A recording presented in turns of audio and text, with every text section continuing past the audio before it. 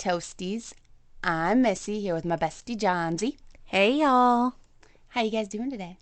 How you doing today? I'm doing pretty good. Oh, that's good. We just did our first live on the TikTok. Yeah, that was fun. Awkward as shit, but it was fun. It was a little nerve-wracking. That is for sure. I will agree with that. But It's probably for everybody when their first one. you know, I've heard lots of people talk about how it's awkward because you're talking to a camera. You're not talking to people. You are talking to people, but You have to wait for their responses and whatnot, and you're trying to still keep the momentum going, but waiting for them to respond too, so you don't lose the conversation. So yeah, and you don't want to keep going and overlook some who try to chime in as well. yeah, but it was fun. It was really We fun. will definitely do that again. Definitely be doing that again. So in the future, guys, if you are following us on Instagram and Facebook, which I hope you already are, and the TikToks, you can like and follow us and see when we're going to be live next. And tell a neighbor. Tell a neighbor, yeah. Do it the old-fashioned way, not just social media. Tell your friends. Tell your friends. Tell your friends. I feel like that is from a song. That's from MSI. It is. I would pick up on that right away. And the way you said it, I'm like, your friends. It was just natural. It's in the back of my head. Always. That was the conversation on the TikTok live. MSI. We love it. Huge fans. Yes. So yeah. Our last two episodes were kind of a long one. They were, as I like to say, doozies. So this one's gonna be a little short one, you guys. A little breather. But if you guys don't remember me telling already that I am a nail tech and a massage therapist, and being a nail tech, you talk to a lot of people. You get a lot of interesting stories. Mm-hmm.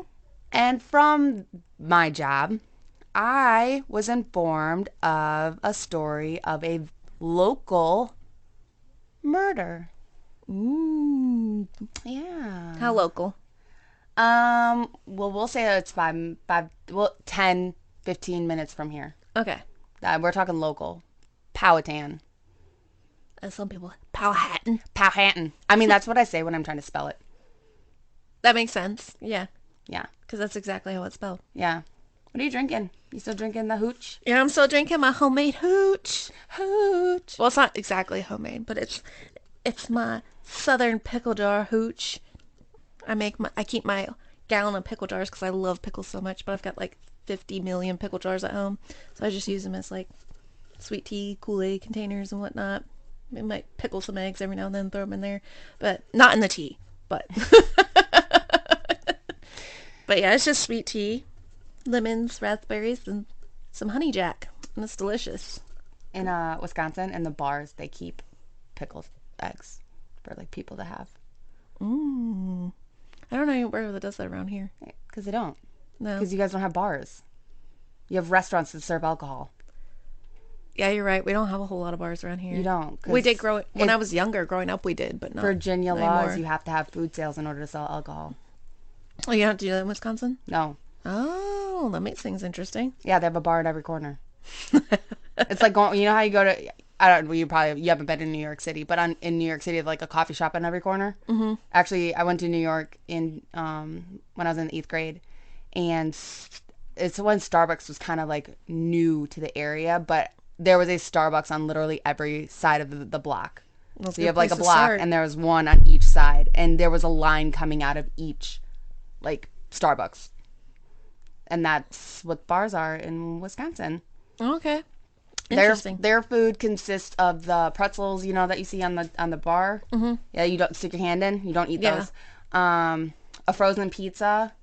You might have some that serve a little bit more food than that, but So it's mainly alcohol. The shit you see on what's that show with? Was the bar? Cheers? No, not Cheers. The one where the guy goes in and fixes up all the bars. Oh, a Gordon Ramsay. The bar rescue thing. Yeah, it's those kind of bars. Sorry, rescue. guys, if you just heard that. My mic just kind of dropped. They probably didn't hear it. We got all this fancy equipment. We got a fancy sponsor, aka Missy's husband. Yeah, he's great, guys. You guys don't even know. He's so great. So I decided to drink something local for a local story. Again, I'm drinking the Funktastic Meads These are your decisions is what the flavor is called, but it's like strawberry yogurt with whipped cream, and it almost, when I first had it, it tasted like the strawberry Starbursts, Ooh, but you want to try it? I'll try. You're not going to like it. It's really sweet.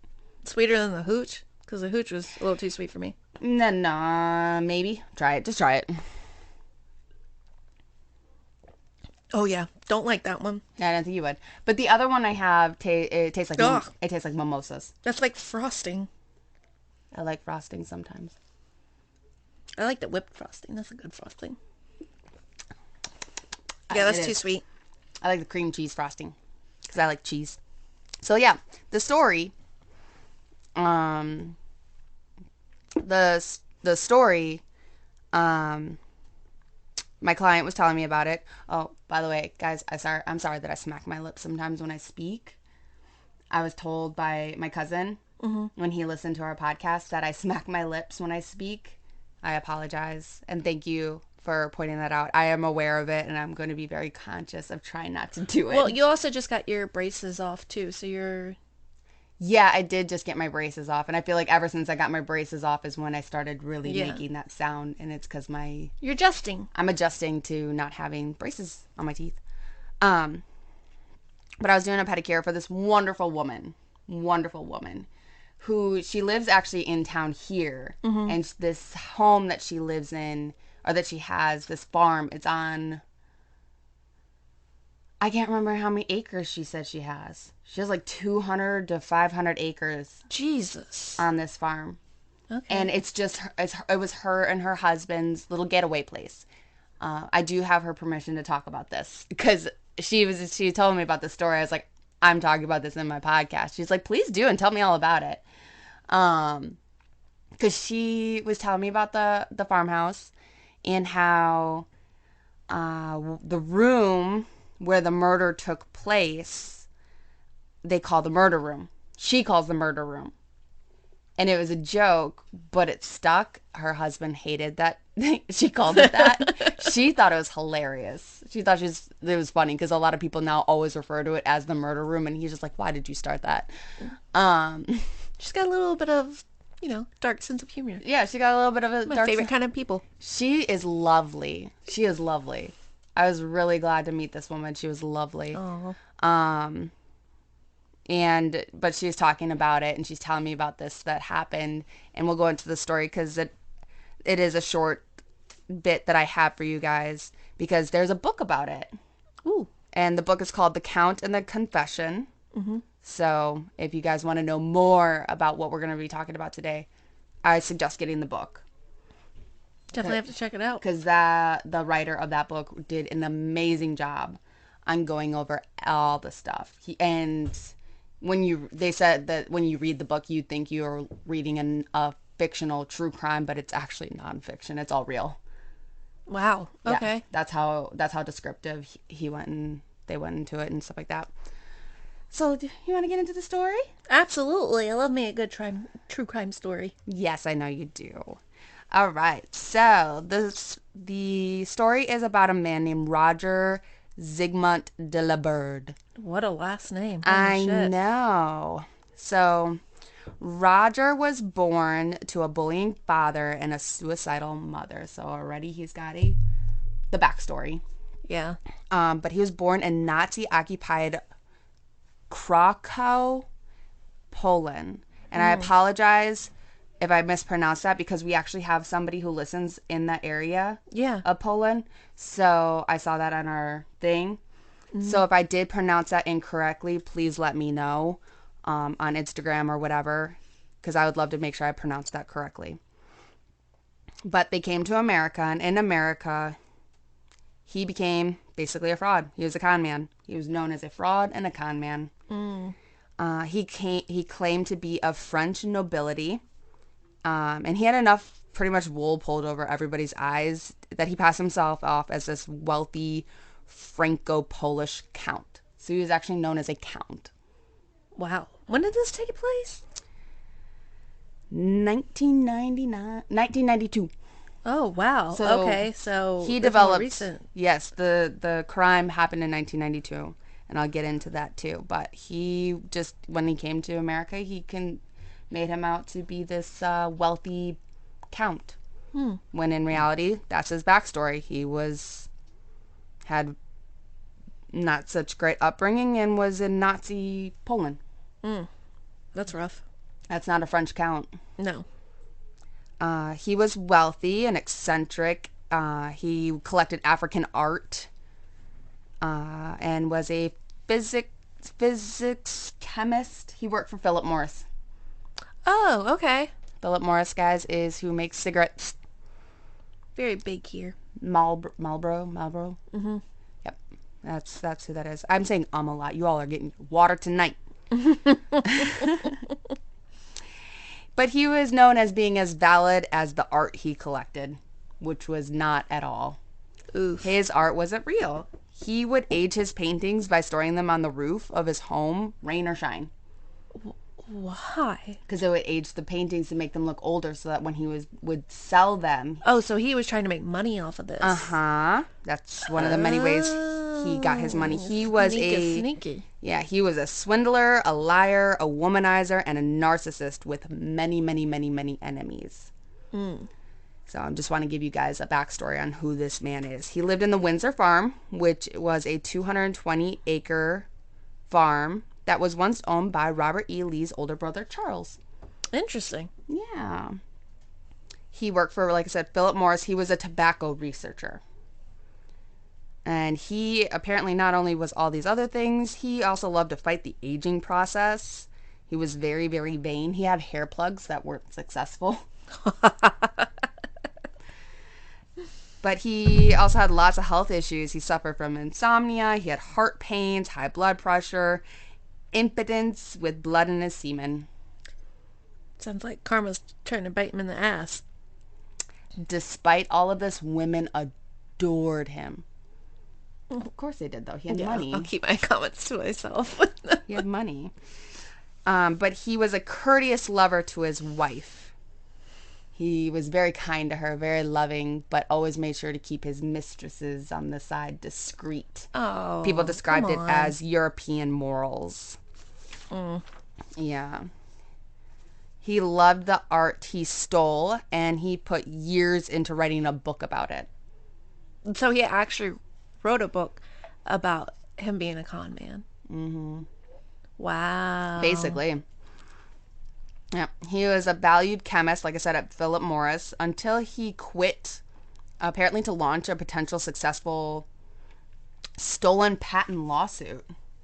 What? Like, he was not the greatest man. It doesn't sound like it. No. He was described as impatient and unrealistic, suspicious, tight-fisted, and easily angered. That's what his the publisher for his book would say about him. I feel like that's most narcissists, though. Yeah, like, to be real, like he really fit the bill for narcissism. But for 13 years, he enjoyed the love and support of a Southern lady of pedigree and social standings, which actually resulted in him finally divorcing his wife for the sake of this woman's company. And that woman was Beverly Monroe, who they met in 1979. And she, too, worked for Philip Morris. Okay, so they met there probably. Mm-hmm. Okay. But, true to form, he had an affair. Of course he did. They always do. Yeah, with a woman named Christina Drunowski, whom he got pregnant. Mm-hmm. That was a big no-no. Yeah. Monroe's ex-husband reported Roger to the FBI for trafficking fraudulent art. Oof. So he had some enemies. He had lots of enemies. Mistresses, discarded lovers, duped business associates. So on March 5th, 1992, Beverly was returning to the home to find Roger with a bullet in his head.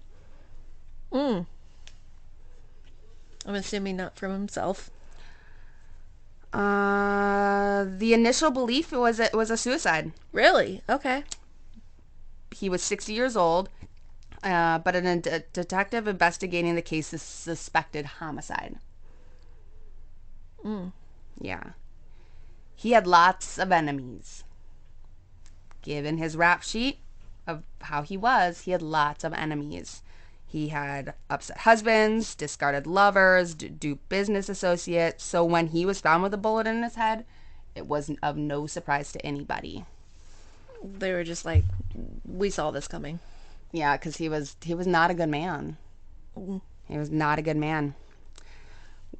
With his unconventional, deviant behavior in business and personal relationships, it created a list of possible suspects. Mm. But, of course, one of the biggest suspects was Beverly Monroe. Yeah, I was about to say, it's probably his wife. Beverly Monroe was the woman he left his wife for in 1979. Oh, he didn't marry her? No, they never got married. Oh, okay. Gotcha. All right. No, they never got married. And a lot of people think that Beverly had murdered him out of jealousy for sleeping with another woman, which resulted in a pregnancy. That was a Lifetime movie there. Right? So, over a 3-month period, the detective who suspected the homicide repeatedly questioned Beverly at length, suggesting that she must have blocked it out of her memory, but she had to have been present at the time. That sounds familiar. Mm. Keep going. She said that she was actually at the store at the time of the death and ended up coming home later to find him. Okay. But after hours of interrogation, Beverly did tell the police, the detective, that she might have been at the house at the time of the death, and maybe she did block it. But then she later did recant that theory. That's not good, though. It doesn't No. look good. But at this point, he was 60 years old. Roger was 60 when he died. She was around the same age. And she's being interrogated for hours. The detective that was doing the interrogation and doing the investigation, his name was David Riley. The detective that met with Beverly later and threatened that she would not be able to see her children if she was found guilty, and convinced her to sign a statement that she had maybe fallen asleep after dinner and was there when the death occurred. What the fuck? Mm-hmm. Okay. Later, Beverly was arrested for the murder of Roger Zygmunt de la Burde. On what evidence, though? Just that statement. God. Okay, it's one of those. All Yep. right. At the trial, it was presented by the defense as a suicide. So she was the defense. Yeah. And they presented it as a suicide. Okay. But prosecution experts testified that the position in which the gun was found and the victim could not have shot himself. They also presented Beverly's statement about falling asleep and was possibly in the building at the time of the death. There was also a witness claiming that Beverly had tried to buy a gun from her. I don't know who this her was. I tried to figure out who this her was earlier that year. I'm wondering if it's Christina that is claiming they tried to buy a gun from. Mm. And in November of 1992, a jury convicted Beverly Monroe of first-degree murder and a weapon charge, and she was sentenced to 22 years in prison. Wow. Yes. So do you know if they found any, like, of evidence? Like, of course they're going to find her shit all over the house because she lived there. But, like, did they find any, like, forensics on the gun or anything do you know of? I'll get to it. Oh, sorry. Sorry. Jumping the gun. Yes. So at the time of the case, her daughter, Beverly's daughter, was I believe, in law school. I couldn't tell if she was already in law school or because of this case, her daughter did go to law school. But her daughter did become a lawyer and became an attorney to help Beverly out because Beverly says that she wasn't there. Her family believes she was not there. Yeah. Her daughter's name was Catherine. And it was later discovered evidence was withheld by the prosecution. Oh, what a fucking surprise. Mm-hmm. That evidence was that the witness claiming that Beverly tried to buy a gun from was given a deal actually in exchange for that testimony. Wow. Mm-hmm. And they withheld that? They withheld that. There was undisclosed and possibly lost evidence. They, she said she was at the store when he did this. There's no, it's the 90s. Receipts were a thing. But her receipt was all of a sudden missing. They still had, like, surveillance cameras then, though. Like, they couldn't, like... They probably didn't even bother. Yeah. And then they said on how like there's no way that he could have shot himself with the way that that his body was found in the position of where the gun was found. Mm-hmm. The groundskeeper is actually the first person that found him and moved him in the gun. Oh, well, fucking shit. Mm-hmm. So you can't go off that anyways. Nope, but that wasn't brought up in the first trial. Why the fuck did the groundskeeper even fucking touch him? Hell if I know. Maybe he did it. I was about to say, he probably did it. I don't know. But the actual medical documents concluded that it was initially actually a suicide. And these notes also, as well as the notes from the interrogation of Beverly, supported her contention that the detective manipulated her. That's what it sounds like, yeah. Yeah. It was possible that they wanted to get a case wrapped up before. Apparently, there's a major football game coming. Because oh my God. this case was concluded in November. There was a major football case coming. Again, also, David Riley just wanted to be that big bad detective. There's always those guys. The egos, man. Mm-hmm. He wanted to be that big bad detective. So, April 2002, a judge ended up overturning her conviction, and she was released pending an outcome of an appeal or a retrial. That's a big jump. So she's been there for quite a bit. She was in jail for quite a bit. Her daughter fought. All of her kids fought. But her daughter, being the attorney, did a lot of fighting. And then they finally found out all that stuff about the evidence with the deal for the testimony. There were other things that were missing, like a cigarette butts that were missing that were supposed to be there, which concludes to me that I think someone maybe else did do it. There was no gunpowder, I think, on her hands, which when you shoot a gun, it's going to leave, like, residue. It's going to leave a residue. Yeah. The fact that the groundskeeper, it was never mentioned in the initial trial that the groundskeeper actually moved him. It was just made out to be convinced that she was on the premise when the thing happened. But that's all that was said, is that she was on the premise when he shot himself. She never said she shot him. But they took that statement and manipulated it into she shot him. And even knowing that the groundskeeper found him first. Mm-hmm. So you would think... But nobody brought the groundskeeper in for questioning. That's what I just about to ask. Mm-hmm. That's ridiculous. Mm-hmm. That's not fucking justice. No. So, like I said, April 2002, a judge overturned her conviction. In June of 2003, they decided not to retry the case. And when released, she was greeted by her children and a grandson, whom she's never held yet. Mm-hmm. And in 2004, a bill was introduced in legislature to provide $400,000 in compensation, plus $1,237,000 annuity, but that didn't pass. So she got no compensation also for being wrongfully convicted for this crime. So she did go through another trial where they found her not guilty then? From the way it sounds is they didn't do a retrial. Then I can see why the bill wasn't passed. Yeah. Then. I think had they gone through kind of like in the Beatrice 6 when we were talking on how they went through a retrial to get themselves cleared of everything, and they went through a civil court case to talk about everything else as well. They had all the evidence to prove that they were not there. Whereas I think for her, they were just like, oops, and sent her on her way. Yeah, because if they actually went through with like the retrial and whatnot, they would have to pay her out. Yeah. So they probably just ignored it. Being that, again, that's another small area. Powhatan. Small. Yeah. I think they didn't have the funds really to do what they were asking. Especially not back in the day. I mean, this is 2004 by this point, but still, that wasn't that long ago. And it still wasn't that big, though. No. You still just had the high school being built and everything. Like, it was a big area. So at this point, she's just home. Oh. Yeah. So it's still, he could have been murdered, or more likely it was a suicide. I personally have a feeling he was murdered, because they said that the bullet, from what I found, I couldn't find it again to double check this, but the bullet was actually in his forehead.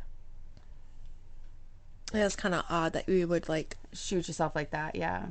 If Most, anything, it would be to the side yeah, or up in the I mean mouth. for comfort level of holding, Yeah. not promoting this idea, guys, but that's always how it's depicted. And his was, from what I found, was in the forehead. So, and he did have residue on his hand. I'm wondering if someone came into the home while she was gone, confronting him on some of his bullshit. Mm-hmm. It turned into a brawl, and they both shot their guns, and he happened to just catch it in the forehead. Hmm.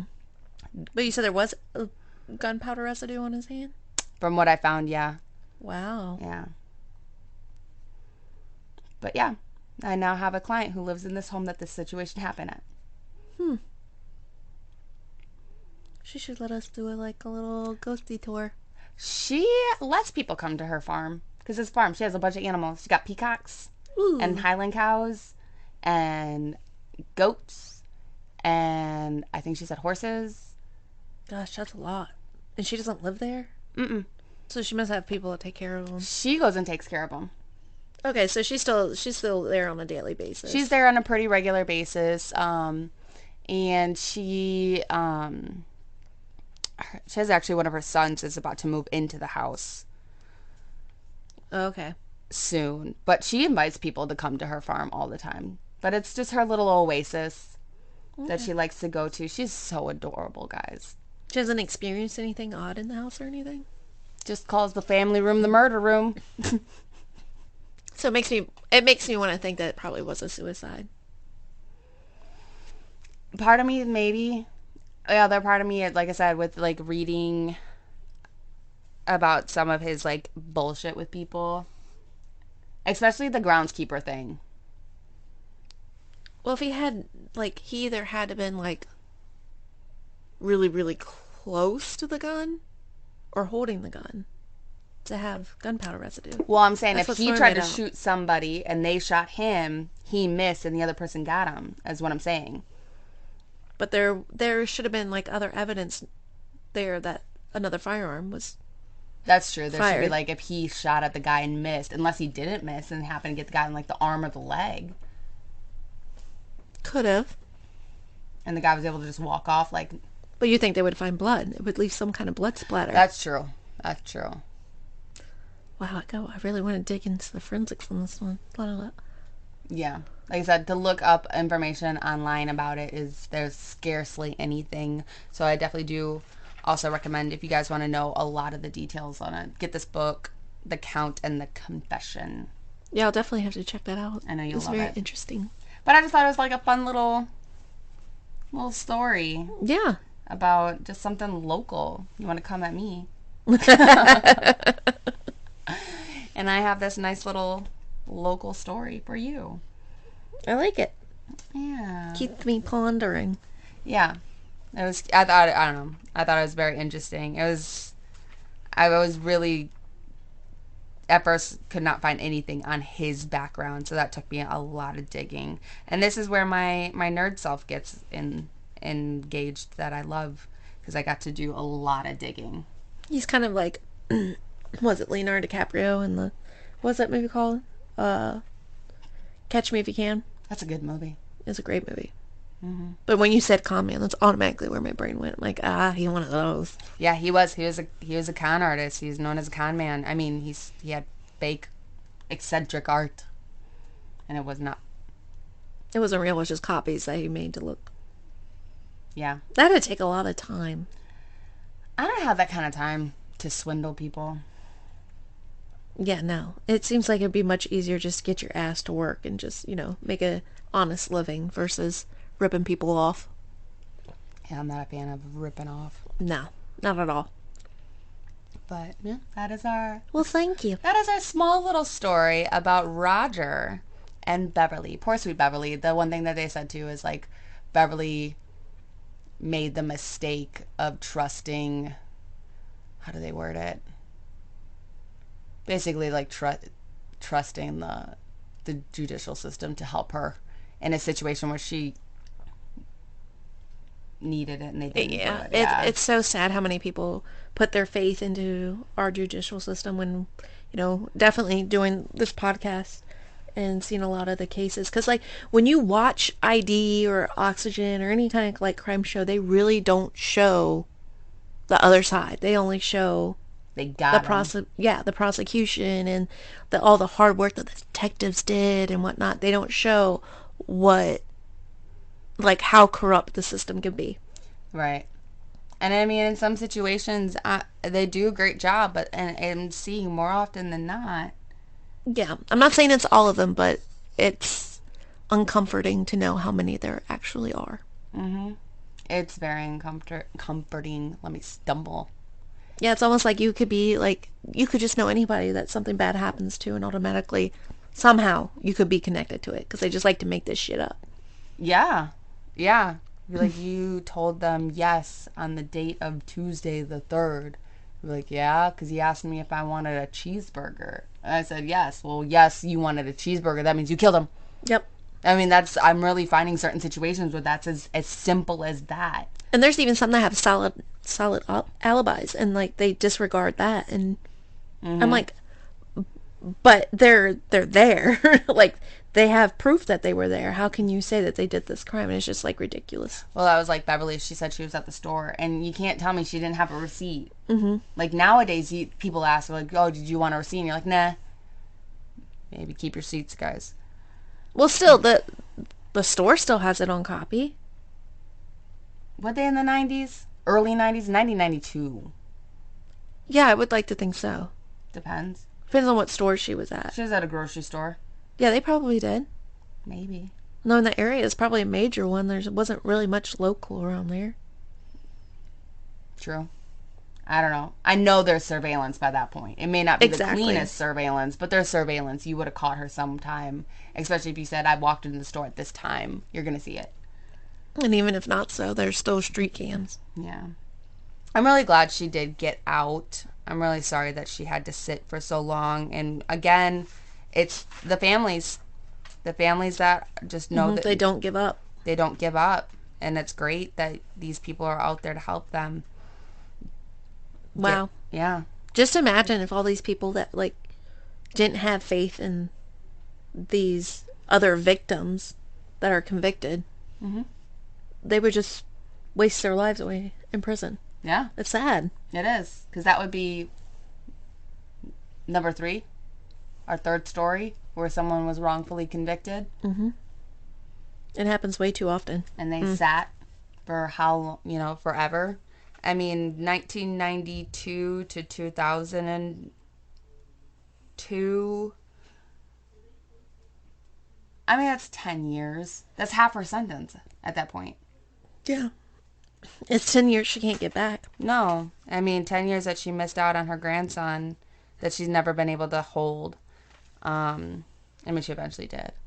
And even if you're saying that she did do it, let's say she did do it, how could she manage to get the gunpowder on his hand, but not her own? Exactly. I think it just had another detective who wanted to be big guy. He's still around. He's still alive today. I think he still works in Powhatan. He might not, though. But I think I read that he actually is still there. Nope. I don't know. I don't know. Hopefully he's doing a better job now. Hopefully. But yeah, that's the short story of Roger and Beverly. I wanted to share that. Very interesting. It wasn't definitely thank your client. I will. It wasn't a listener's request per se, but it was still an interesting one to put out there. And I figured it would be a nice little breather from the 2 long episodes we had. Yeah. So. And speaking of listener requests, guys, if you have any cool paranormal stories or true crime stories, anything you want to share with us, we eventually want to do listeners deals. And we'd like to share your stories and get to know you more. Yes. So definitely email us at toastedshenaniganspodcast@gmail.com. You can also find us on Instagram and Facebook and TikTok and send us your messages on there as well. We check them all pretty regularly, so yeah.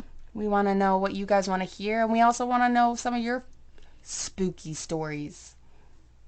Absolutely. Make sure you guys like, follow, subscribe.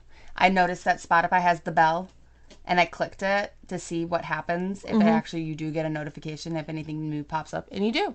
It popped up Okay. this morning when our new episode we just uploaded this morning. So it gives you like alert. Yeah, Cool. you do get an alert. So hit the little bell, guys.